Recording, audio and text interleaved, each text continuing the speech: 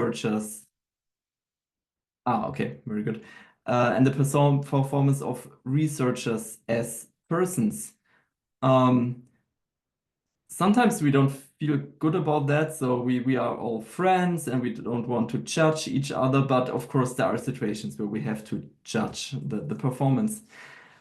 The problem is that current indicators of performance that are used a lot, like the journal impact factor or the H index, are very well known today to be flawed, and they contribute to a publish or perish culture where quality is sacrificed for quantity.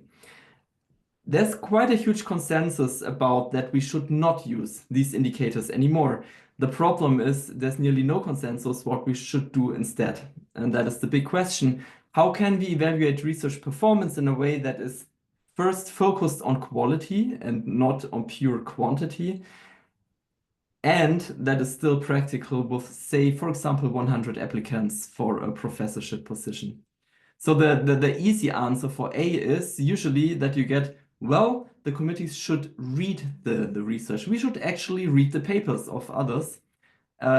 Although I wholeheartedly agree with that suggestion, there's no committee in the world that will read papers of 100 applicants. This simply will not happen. So this is an illusion. So how can we then have a practical approach? Yeah, and the goal today is to show you one suggestion that we developed for that. And I think that this is one of the final, maybe missing puzzle pieces in the reform movement. As long as we keep on judging the quality of research by counting papers and looking at journal impact factors, those people who apply open science, who make themselves vulnerable by opening up their code and their data, will have a competitive disadvantage against people who are closed and do research in the old style. And as long as we don't change the assessment of research, probably there will always be a hurdle and a barrier for the adoption of research transparency and reproducibility. So, but before we dive directly into the content, I'd like to do a very short and quick round of introductions. I think the number of people here is small enough to do that, but please keep it short. Maybe you just say your name, the university you come from, and just one aspect. What do you hope to get out of this workshop? How does a typical hiring committee work? At least in Germany, I think this generalizes to many other countries, but maybe not all of them. So maybe we can discuss differences between countries. So in a typical hiring committee, well, what I tell you now could be seen as a sort of a caricature. So it's maybe exaggerated a bit, maybe not. From the perspective of the committee, you will get a lot of unstructured PDFs. They all have a different format, which you have to laboriously to search for the relevant information. This, of course, is very error-prone. Usually, a secretary creates an Excel file with an overview of the applicants, with the usual indicators. So that's the typical wording, at least in Germany. So you should apply with the usual documents, whatever that is, and then we get the usual indicators. Well, the usual indicators often are the numbers of publications. Sometimes they compute how many publications you had per year since your PhD, so as a sort of productivity indicator. The sum of third-party funding that you got, and maybe the sum of citations and the H index. Well, the poor secretary who has to dig up all of these numbers, sometimes they don't find the numbers in Web of Science. Well, then they use the Google Scholar value for the H index. As you might know, the H index in Google Scholar is much higher than the Web of Science H index, so these are not comparable at all, but that happens. Often it's unclear, for example, for third-party funding, what counts as third-party funding. Only if you are the PI, the first author of the grant proposal, or also if you are a co-PI, what's the difference? If there are two PIs, do you like share the money, or is it divided by the number of co-PIs? So it's all unclear how to count that. Then very few people make the first selection on a relatively subjectively base. So in the committee, you rarely discuss 100 applicants. So recently in Munich, we had one professorship announcement where we had 140 applicants. You will never discuss that many persons in a committee. So a small selection of people selects the first cut from the long list to a middle list because we want not to overburden the committee. And then in the committee meeting, it's often unclear how some elements from the job ad should be measured or evaluated. So we had a situation in Munich since 2015. We have an open science statement in the job announcement where we say all applicants should write a short statement about how they already did apply open science with proofs, ideally, and how they plan to do it in the future. Now we have all these nice open science statements, and in the committee, we actually had no idea how to evaluate that because, well, applicants for a professorship position are very good in writing narratives. So of course, everybody loves open science.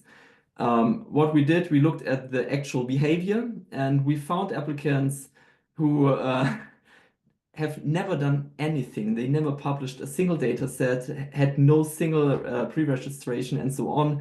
But in the open science statement, of course, they said, yes, open science is the best you can get. Also, it's unclear how the various dimensions of the job profiles should be weighted. So what is more important, teaching or research or service to the field? So all of that is not clear a priori. And then often, if you have a short list of candidates, say 10 to 12 or even less, often one paper from each candidate is read by one committee member who then presents a summarizing judgment in one of the meetings. So again, this is very subjective. It's unclear what the criteria are, what we are looking at. So this is more a gut feeling. Yeah, and then a final ranking is compiled on the basis of an intuitive weighting. For those who have been part of a hiring committee, does that reflect your experience, or is here anybody where it was totally different from that, what I sketched here? Or would you say this is a typical description of a typical hiring committee? So Michael is nodding, so you would say this is a typical way it's done? Okay.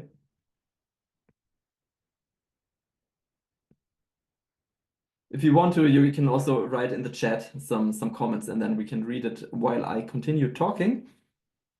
So what from a diagnostic perspective, what would be aspects of a good diagnostic process? And these are it's not complete here. This is really just a selection of aspects.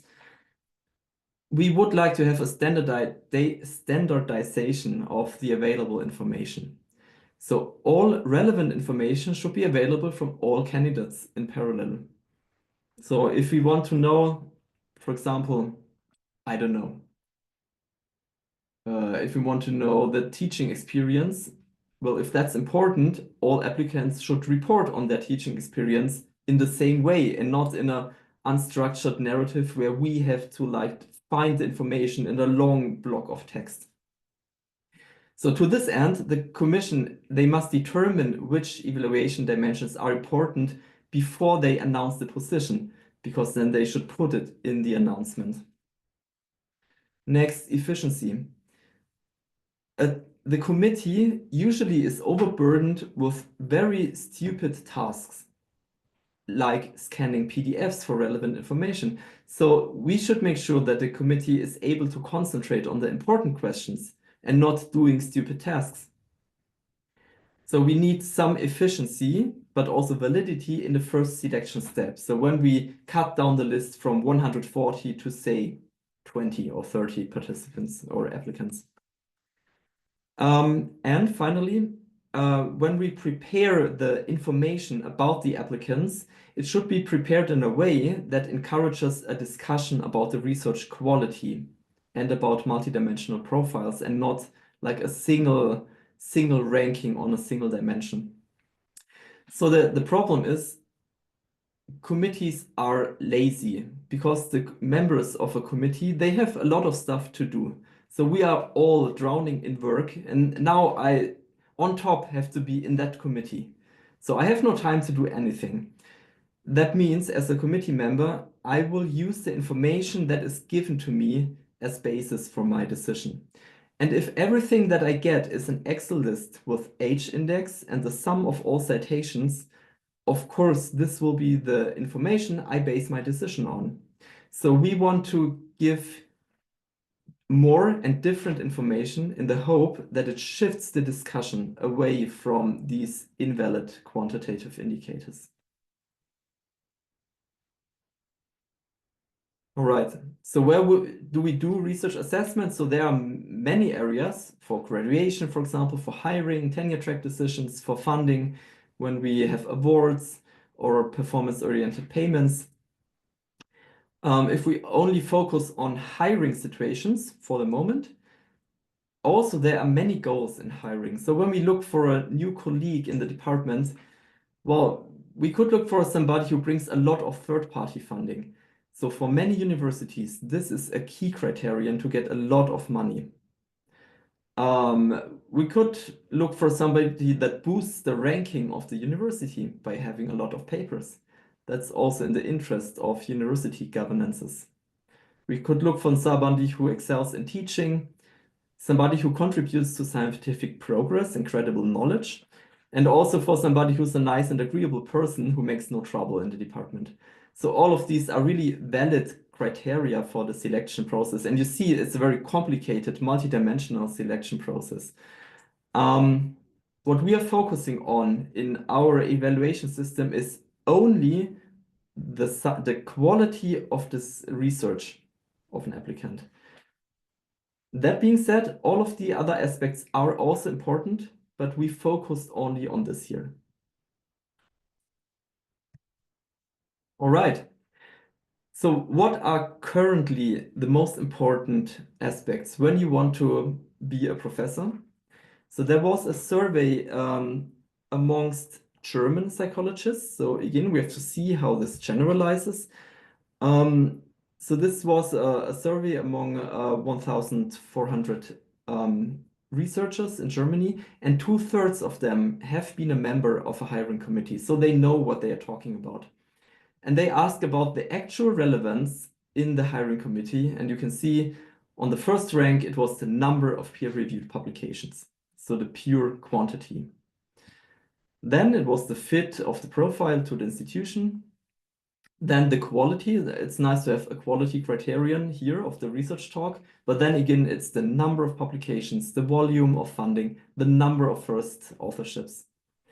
The first real quality criterion comes on rank 17, the quality assessment of the best 3 publications. And they also ask for indicators of research transparency, whether that played a role. And it was on rank 41 of 41 possible indicators. Now this survey has been done in 2015, I guess. So we could hope that this has changed already. We don't know yet, but we plan to make a replication and an extension of that study. Maybe this year, maybe next year, and then we can see whether that has changed. I really hope so. There are indications that it has changed, which I will show you in a second. But they also asked not only for what the actual relevance is, but also what is the desired relevance for hiring. And you can see here the discrepancy, and the research-related item with the highest discrepancy between desired and actual were the indicators of research transparency, what you can see here. So this is the actual relevance, and that is the desired relevance. So researchers want that research transparency plays a role in hiring, but currently, or back then at least, it didn't. But we already see changes in the incentive structure. So in Munich, we started in 2015 to add this open science statement, which read back then, the Department of Psychology aims for transparent and reproducible research, including open data, open materials, and pre-registrations. Applicants are asked to illustrate how they have pursued these goals in the past and/or how they plan to do so in the future. Nowadays, I would skip the last part, how they plan to do in the future. We added that in 2015 because we thought, okay, many people probably have not adopted that yet, and we wanted to give them a chance at least to write something about their future plans. I would say nowadays people really have the chance to change their research workflow. In my opinion, these announcements of what you would like to do probably are, from a diagnostic point of view, not very helpful because everybody says, yes, great, yeah, of course. So now I would look at past behavior now. Other universities have picked that up, and we have a collection here on the Open Science Framework with, I can't remember, I think 150 job applications which had either this or a similar paragraph in the job announcement, usually as a desirable criterion of the job profile. And we also looked systematically whether open science plays a role in hiring. And we looked at a portal for academic job announcements in Germany, which is academics.de. This is in Germany the largest platform for academic jobs. And we looked at all job ads from 2017 to 24. These were 1,700 job ads, and we scanned them for keywords like open science, reproducibility, transparency, and so on. And we also manually checked in a second step. And we found that within psychology, 8% of all advertising institutions mentioned replicability or transparency at least once. And we see, well, a rising pattern. There's a strange dip in 2023. I really cannot explain that to you. I have no idea why it is close to zero in that year, but that's an outlier. So if we ignore that, we see really a steadily rising trend that it gets relevant. So that might be important for you as an applicant, that more and more universities look at that.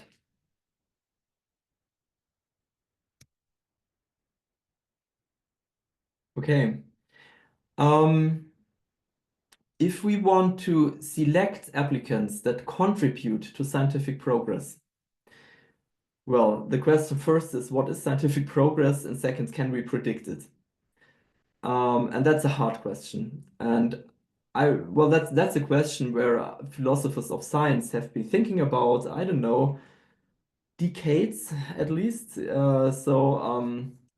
Here's a very short answer. We try to boil the discussion down to a short, digestible answer. So this is a quote from the Stanford Encyclopedia of Philosophy of Science. And it says, quality is primarily an activity-oriented concept concerning the skill and competence in the performance of some task. Progress is a result-oriented concept concerning the success of a product relative to some goal.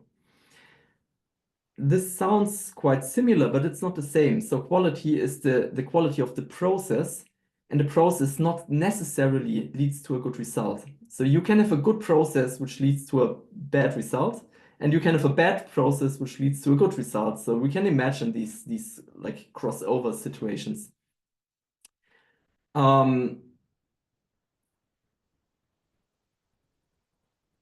Yeah, but that being said, even if we can imagine these crossover situations, usually the skillful use of the methods of science will make progress highly probable.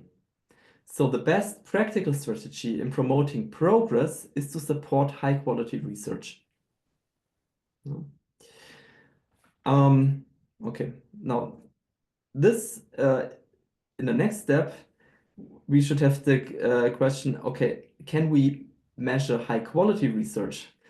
And here we have the problem that we unfortunately have very low inter-rater reliability on quality assessment of publications and grant proposals.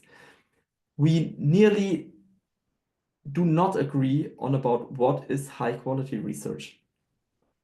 But there's a silver lining at the horizon. At the low end of the scale, there is higher agreement, actually quite substantial agreement. So what does it mean? It means that we do agree what is bad research. We know what is crappy research.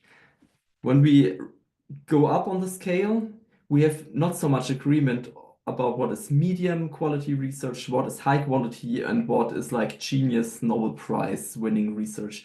There are so many anecdotes about Nobel Prize winning papers which got rejected multiple times at journals. For example, Peter Higgs, when he proposed the Higgs boson, it was ignored for decades in the physicist community.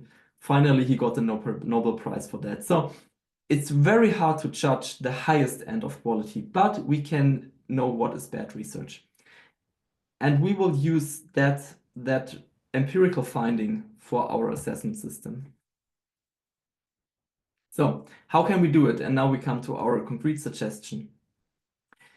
There's a big movement going on, which is called QARA. QARA is an acronym for the Coalition for the Advancement of Research Assessment. And this is now a coalition of more than 700 institutions. So not persons, but institutions. All the big funders in Europe are part of that coalition, many universities, many academic societies. And all of these members committed to changing their research criteria towards quality and away from quantity, away from the impact factor. So I think it's not just a lip service, because all of them now work on an action plan where they propose concrete actions how to change their assessment within the next 5 years. Changing research assessment is a coordination problem, because if a single institution says we don't use the impact factor anymore, they have a problem if only they change, because they argue, well, our early career researchers from our institution, they will apply at different universities other than ours, and then they get judged by the old standards. And we have to care about our young people. That's why we have to play the same game. So ideally, a majority of institutions would change at the same time, and then we don't have the first mover problem. And that's the goal of QARA, to have this joint coordinated action. QARA has 10 commitments, 4 core commitments and 6 supporting commitments. And the core commitments are that we should recognize the diversity of contributions. And they are more explicit. They say not only publications should count, but also data sets, for example, research software. So I don't know how many of you programmed an R package, for example. Currently, this doesn't count at all at most committees. Only papers count, yeah, but it should count. Teaching, service to the field, and so on. Then we should base research assessment primarily on qualitative evaluation, supported by the responsible use of quantitative indicators. So QARA does not say to abandon quantitative indicators at all, or yeah, but we should use them responsibly and only as a support to qualitative evaluation. Then we should abandon the inappropriate use of journal and publication-based metrics, in particular journal impact factor and H index. And this probably is not so relevant for us. We should avoid the use of rankings of research organizations. I will skip these supporting commitments. Now, in the German Psychological Society, we have tasked a working group in implementing these principles into a concrete system. And this is called RESCUE, the Research Quality Evaluation Scheme. And the interesting thing about that is not only the outcome, but also the social process, because I think the social process is very, very important. So we started in 2022, where we proposed a quality rating scheme for publications within the field of personality psychology. And we had a target paper and 19 published commentaries, which criticized and extended our commentary. And then all of these initiatives like DORA, COARA kicked in. And then we have been tasked to make this broader, not only personality science. We wrote 3 more target papers, which had 21 more published commentaries. So we had 40 published commentaries from the community. We had meetings with many stakeholders, with sections of our academic society. We gave a lot of workshops and talks and discussed with people. And this year, finally, we wrote a rejoinder to all of these commentaries. And this rejoinder was not in a defensive style, but we said, yeah, in these 40 commentaries, you had so many good ideas and so many, well, good criticism that we incorporated a lot of that into the next revision of our system. And many commenters now are part of the working group, and we are working together. So what is Rescue? It's a framework with 4 principles. We suggest a 2-phase assessment, which I will talk about in a minute. And we want to make it as practical as possible for hiring committees.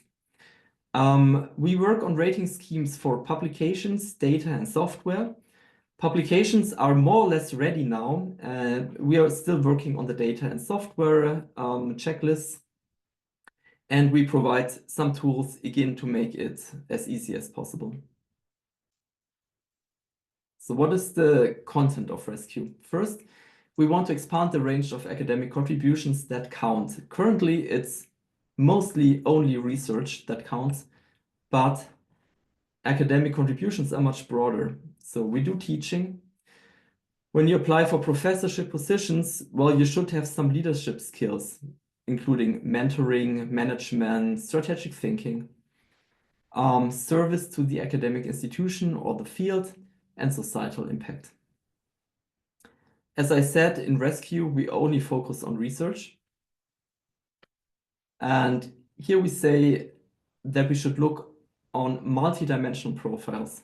So this is just a sketch here. Don't look at the details, but it means that 2 researchers can have a very different profile and have like the same overall quality, whatever that is, but in very different areas. So multidimensional profile. Next, within research, we should look at the contributor roles. I guess all of you have heard about the credit roles. So we suggest to simply reorder the author names when we look at publications alphabetically. So we want people to not interpret the order of the authors, well, first author, last author, and so on, but rather to ask about what did you do in that paper and the credit roles. And there's a less well-known extension to the credit roles. You can say whether you had a leading role, an equal role, or a supporting role. And if we do that, we see that we have some great papers on our CV where we nearly did nothing. So here's one example. This is one of my most impressive papers. It was published in Nature. Yeah, Nature. Journal impact factor 24. I mean, no psychology journal has that impact factor. Yeah. 3,000 citations. This is crazy. A fun fact, in my department, we distribute some of the internal money based on performance criteria. And one of the performance criteria is citation counts. And when this paper was published, and in the year after that, I got 50% of the department's money in that category for that single paper because it was cited 1,000 times. Half of the money for this one paper. But my contribution was nearly 0. It has been 84 authors. I was one of 84. What I did, I made some comments on the existing draft. Some of them got incorporated, but yeah, my contribution was nearly 0. So credit roles. Next, don't only look at publications, but at least also on datasets and research software. That should count as well. Good. Next. Quality over quantity. Well, this is easily said, but hardly done. So, what is quality? If you ask researchers what is the quality of research, they usually say, oh, I know excellence when I see it. But I can't define quality or excellence, and I can't measure it objectively. So it's more a gut feeling. But in a diagnostic process, we want to make this measurable in an intersubjective way. So we say we want to have valid indicators for quality, impact, and quantity. And I think one fallacy of a big portion of the bibliometric literature is that they use the number of citations as a proxy for quality. Then they argue, oh, it depends on how you define quality, but at least in my definition of quality, number of citations is not a proxy, at least not a good proxy for quality. It is a measure for impact. Very good. Okay. We want to measure impact. Impact can be important, but it's not the same as quality. So quality over quantity, what does it mean? And what is quality? So this is our solution, an attempt to define research quality. First, quality is a multidimensional construct. It's not a single dimension. And it has both basic aspects and more elusive and complex aspects. Part of the basic aspects is simply methodological rigor. The more elusive aspects are innovation, creativity, and ingenuity. So when we come to the basic aspects, we would define rigor as one part of quality, as whether the research has been skillfully executed according to standards of good scientific practice within the field. And we would argue this can be measured quite objectively. What we found out is that this definition requires that a field has an agreement on what the standards of good scientific practice are. I would argue that reproducibility and transparency are part of good scientific practice, but there might not be a 100% consensus about that. So we need to discuss within a field what are the standards of good scientific practice. But once we have that, I think we can measure that quite objectively. Very important, quality cannot be reduced to rigor. Of course, we all can imagine a publication which checks all the open science tick boxes. You have open data, you pre-registered everything, and so on. But still, it's bad research because the hypothesis is, I don't know, illogical. It's an invalid design, and the theory doesn't make sense at all. Yeah, but still, you tick all the open science boxes. So yes, quality is not reducible to rigor, but we would say that rigor is a necessary. It's a necessary condition for valid knowledge, although it's not a sufficient condition. Here I often compare this to hygiene standards of restaurants. So we can have a lively debate whether the Italian restaurant is better than the French cuisine or like Asian cuisine. Yeah, we can discuss a lot about the quality, but all restaurants have to comply to hygiene standards. If there are rats running around in the kitchen and people get sick after they eat something from that restaurant, there's no need to discuss about the creativity of the cook. Yeah, so all have to comply to these basic standards of good scientific practice. Well, and then we can discuss with an open outcome what is the more creative research or the more innovative research. So that means we want to measure quality, specifically the aspect of rigor as one aspect of quality. Independently from that, the impact, and then we can also look at the quantity. So we don't want to get rid of quantity completely because there might be situations where the quantity is relevant. So if you apply for a high-ranking professorship position and you only have 2 publications, one could say, well, some level of quantity in the output is necessary for a position. But we should only start counting once the quality has been secured. So we first look at the quality, And of the high quality outputs, then we can start counting. And then we could say that one person is more productive than another person. Yeah.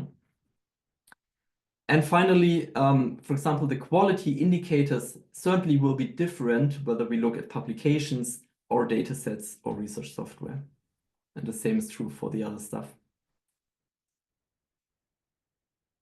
Then we suggest a two-phase hiring process. Now we come to the efficiency and scalability question. We suggest that when we go from the long list to the short list, that we first make a negative selection on the long list. Now we come back to this finding that we agree on what is bad research. So we cut off the low end of the distribution because there we have agreement, at least more agreement. Of those applicants who surpass the minimal level of rigor, who have the hygiene standards, well, for those, we can start looking at the content and have a qualitative discourse on their research creativity, for example. So they come to the shortlist. So these are candidates who generally qualify for the job. And in phase 2, we have a positive selection, not a negative, but now a positive selection with focus on the content.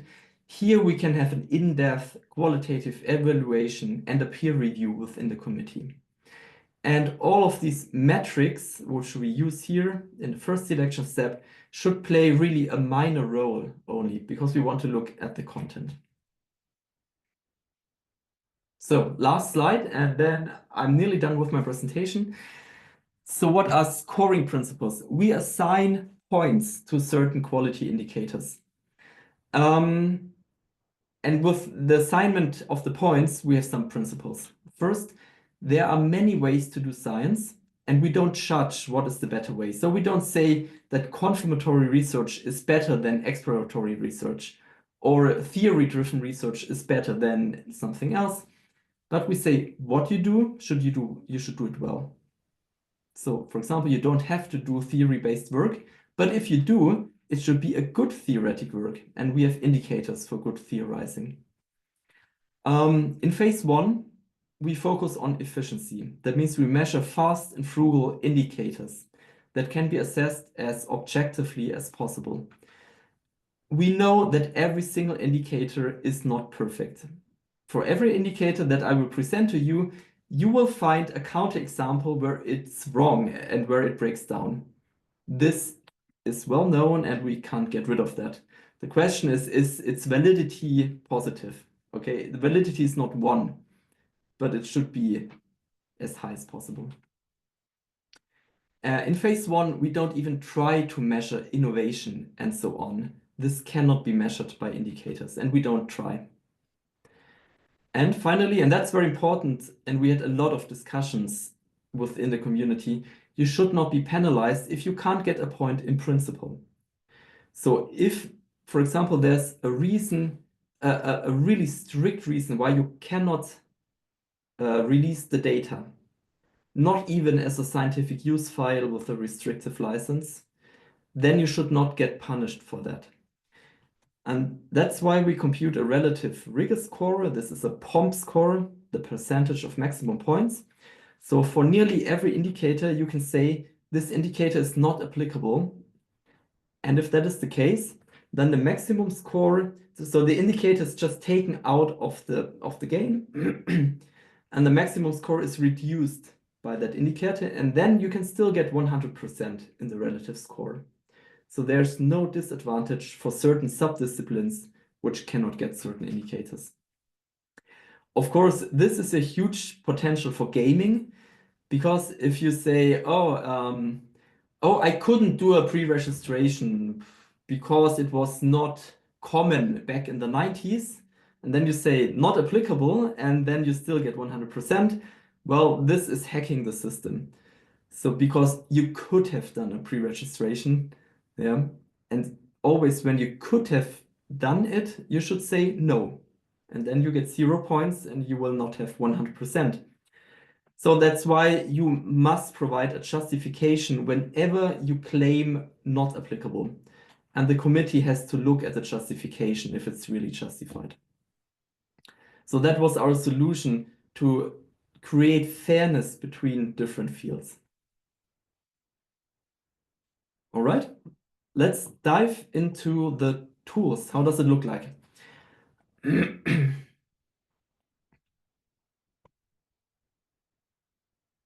I know this is a lot of input now, and I didn't give you the opportunity to ask questions, so we will have that in 5 minutes, I would say.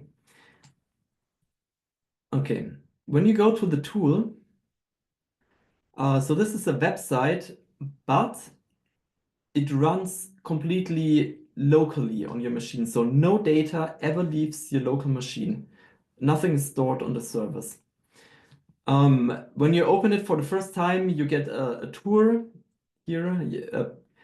Please, in the second part of the workshop, I ask you to enter 2 or 3 publications of yours. So please do the tour and tell me if it's understandable. I will show you quickly how it works. So in this tool, you first enter your author data. You can add your name here, the year of the PhD. Very important, the ORCID identifier, you should have one. And then you can start adding publications. Either you click on Add Publication here. Well, then again, you have a tour. Let's skip that. Or easier, you can import using your ORCID ID. When you enter that, it fetches all of your publications in ORCID, and then you can select those publications that you want to submit to the hiring committee. And then the publications are here in the left pane. Once you did that, you can fill in the indicators. And some of them are descriptives. You don't get any points for that. So for example, what's the publication type? Yeah, quantitative, meta-analysis, maybe computational. So it can be multiple of that. Is it published or a preprint? So we give full consideration of preprints. So for us, it makes no difference whether it has been published, it's in press, under review, or just a preprint. Next, you can opt out for specific publications. So you can say the rescue scheme simply does not fit to this kind of publication. So if it's, for example, an opinion paper, the indicators make no sense. And then you can say, oh, please committee, process that manually. But you should explain why. Next, you enter your credit roles.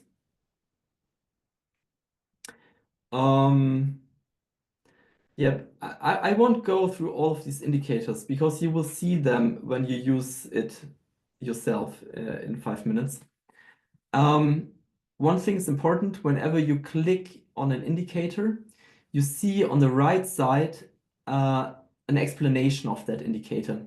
So when you do it the first time, please read the explanation because many edge cases, for example, are explained here. So if you are not sure what to tick, please read the help over there. Last thing, here you see your scoring. So for example, if you had a pre-registration, you must provide the URL of the pre-registration. Currently, it's sufficient if you enter something in the field. In the next version, we try to check if it's a valid URL. But you see, once you do that, you start getting points here in the pre-registration category. For example, if we have open material, here you get all the points for open material. Yeah, I won't say more because we hope that the tool is self-explanatory and that it works without any introduction. So that would be my question to you when you try it out. Please go to the landing page. I will copy it in the chat, the link. And please add your feedback at the bottom of the page here. So whenever anything's unclear or you find a bug or something doesn't work, please add it here. Once you have entered your stuff, you say save to file, and you save it locally as a JSON file. You click on export all data. Once you have downloaded the JSON file, you can go to another website. It's the profile builder. You can upload your JSON file here. Once you do that, you get an overview of all the publications that you entered, and then you can create and download the report. So this is an R package, which is done on the background. So this takes 20 seconds or so. And when you get the report, it looks like that. So we take the data that you entered, we enrich it by several databases, OpenAlex, and more stuff, and we give a descriptive overview of your research. So what type of methods do you use? Are you more in big team science, or do you publish usually in small teams? What type of research data do you use?